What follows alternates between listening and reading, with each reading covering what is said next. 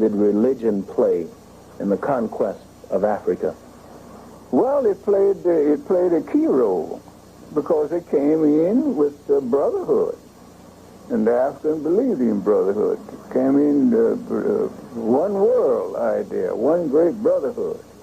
And of course, this, although there were some states that resisted this, saw through it for a long time.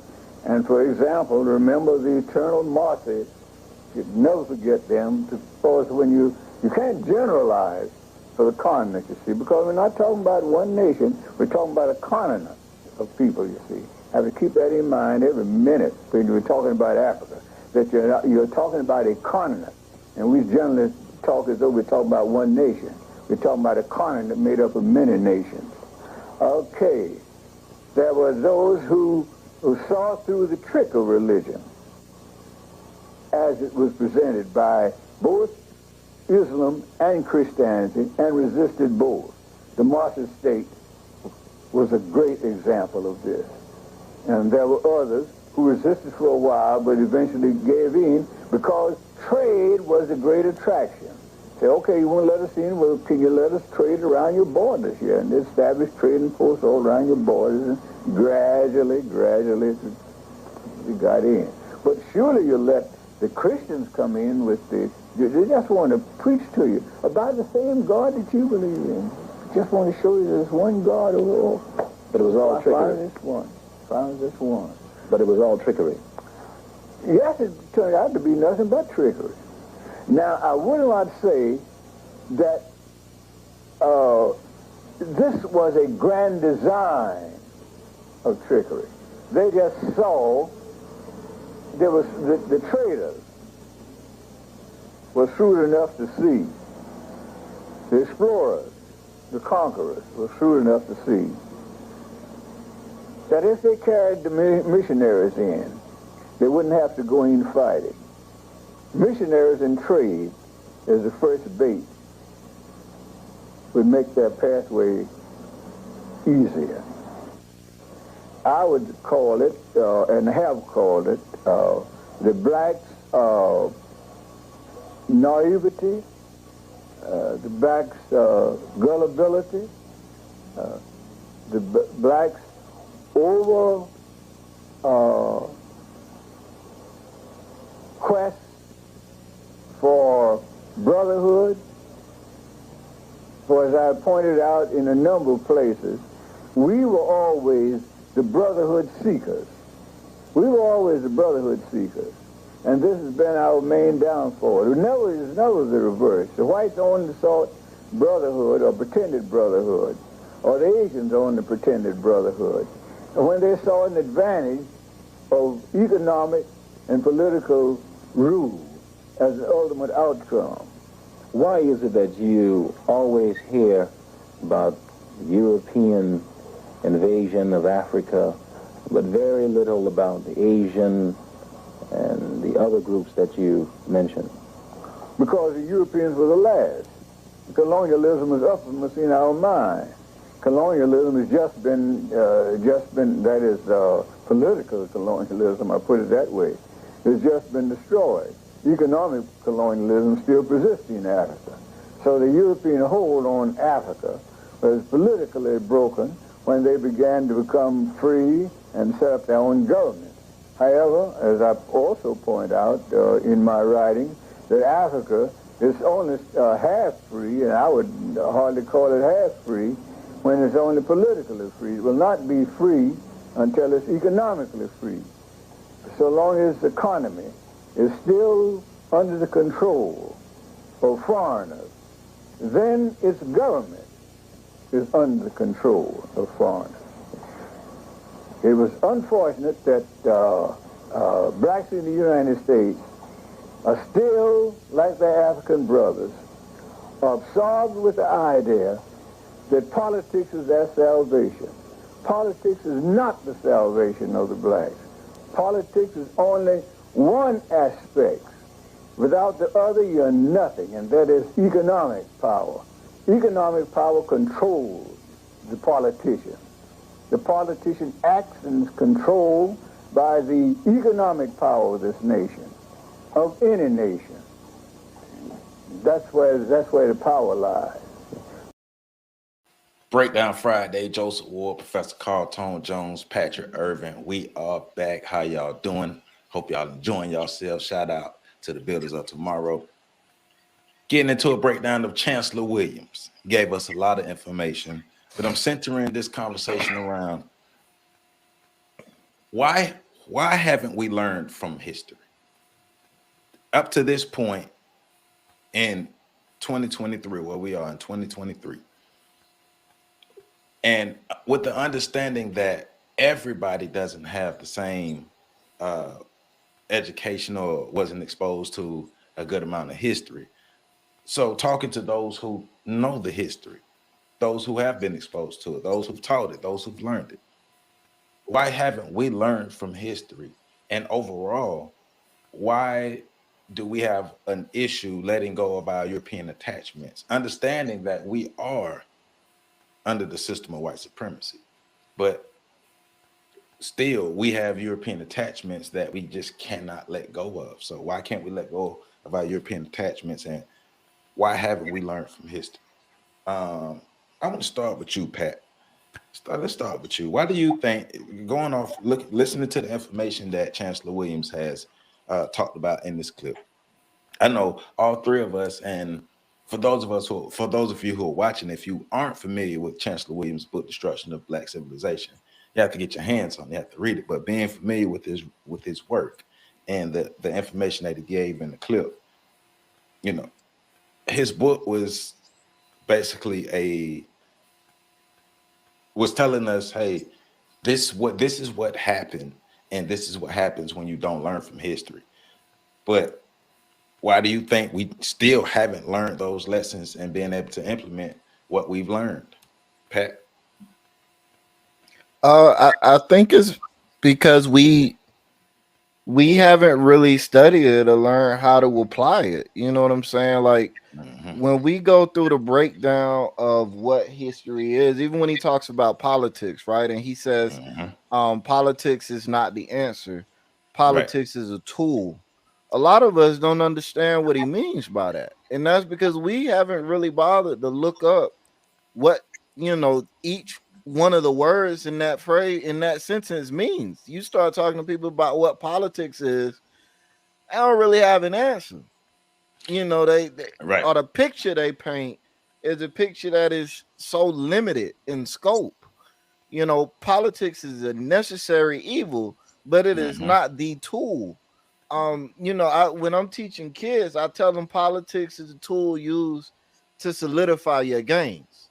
Mm-hmm. You've achieved a certain level, you've achieved a certain status, you've made certain things happen, and now you solidify that by making that law or making it policy or making it something that is legally or governmentally or uh, group enforceable. This type of behavior, that is politics, the management of power.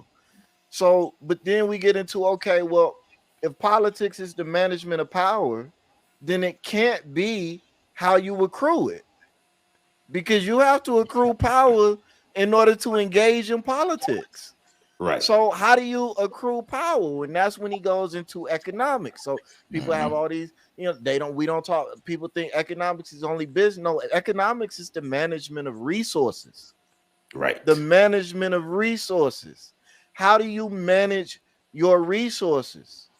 But then that asks another question. Okay, so if economics is the tool used to gain power, and power is the management of, or politics is the management of power, and economics is the tool used to engage in politics, but economics is the management of resources. Well, then how the hell do we gain like, you see how you can go down all these different levels, and Yes. people just don't do that.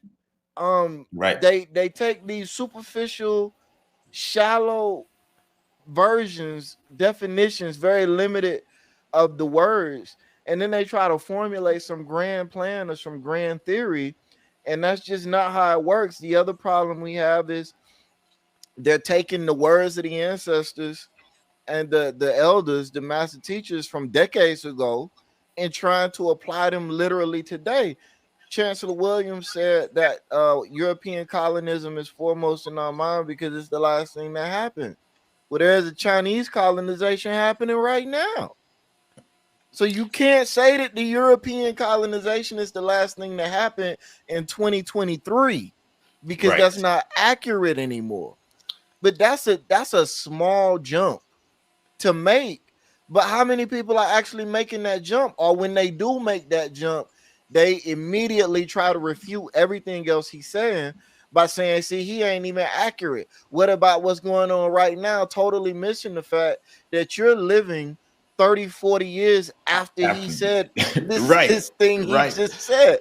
right, So right, it's a real complicated it's a real complicated it's not a complicated answer to your question, right. but it's a complicated issue that we're dealing with as to Well, why we're stuck.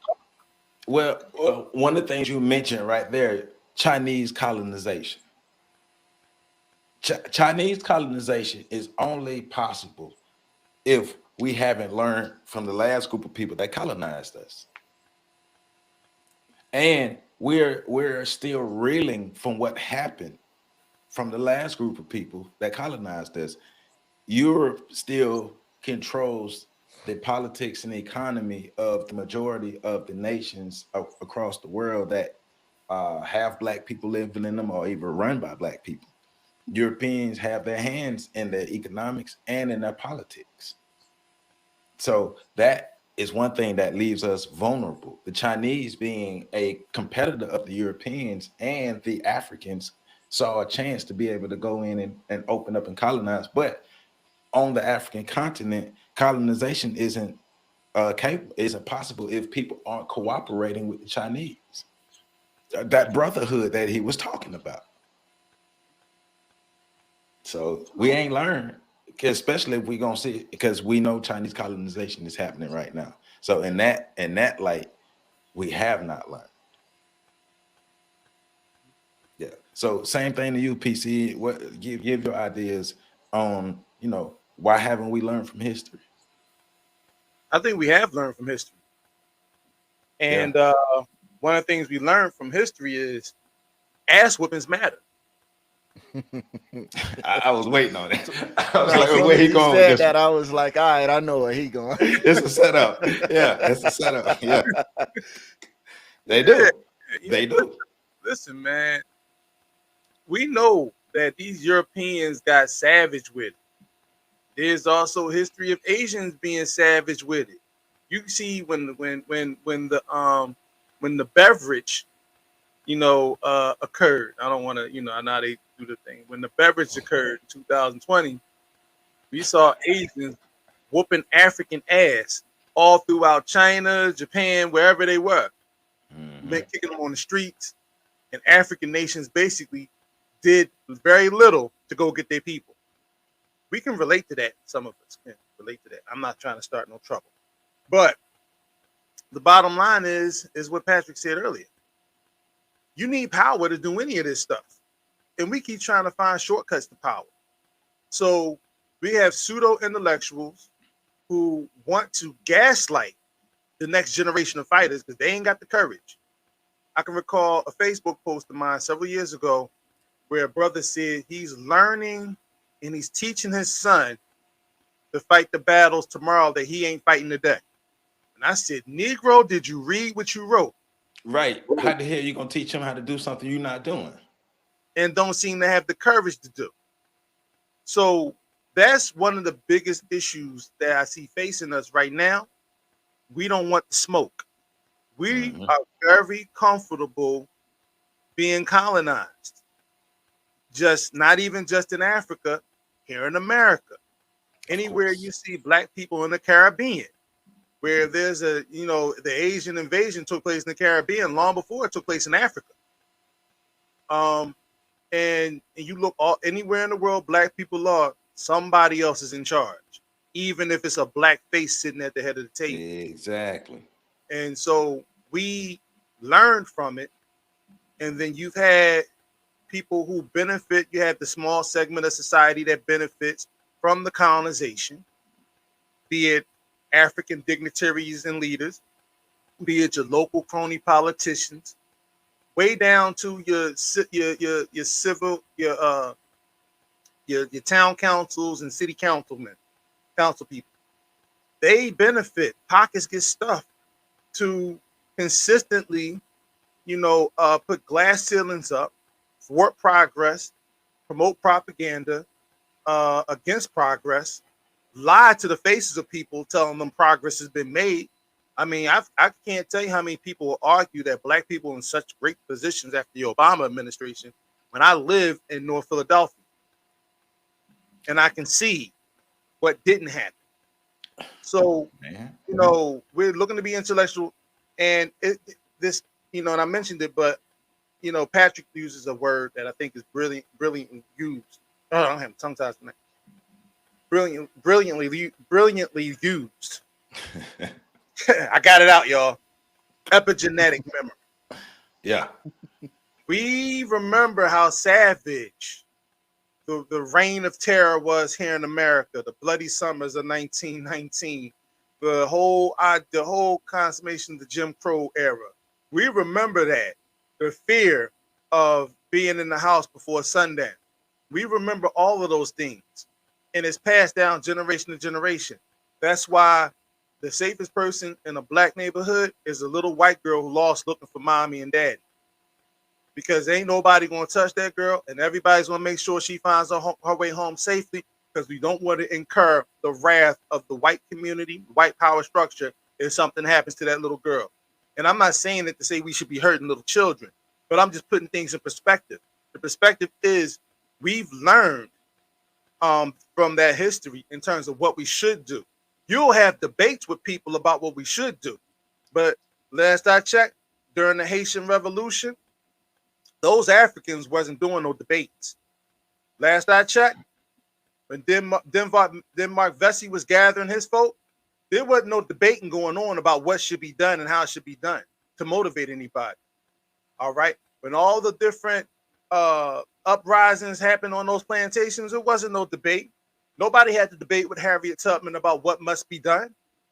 Nobody had to debate with Frederick, well, even though Frederick Douglass was a debater, when it came to getting his own freedom, his hands did the talking. All right, he beat his freedom out of that overseer in that barn that day. All right, and made his way to freedom. He did all the oratory stuff later.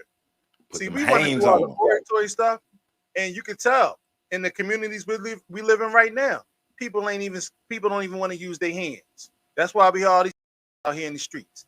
We have to bleep that out, but that's why we all these cats out here getting dropped with arsenals and things of that nature, because cats ain't got the heart to use their hands. Well, who raised them?